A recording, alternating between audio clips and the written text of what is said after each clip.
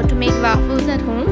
So I brought these waffles from a confectionery shop near my house. They are easily available in the market, and also they come in different flavors, and also they come in like you can have eggless and egg waffles.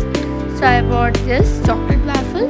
So now for toppings, I'm using white chocolate. I'm melting white chocolate on double boiler, and I'm using colorful gems as toppings. You can use many things in toppings like chocolate chips and ice cream, whipped cream and all.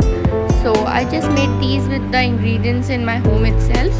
So the chocolate is melted now, and I'll be just pouring the chocolate on the waffle. The waffle is hot enough now. I have toasted the waffle in pan for 2 to 3 minutes. You can also toast the waffle in the toaster. Now I have drizzled the white chocolate on the waffle. Next I am using colorful gems.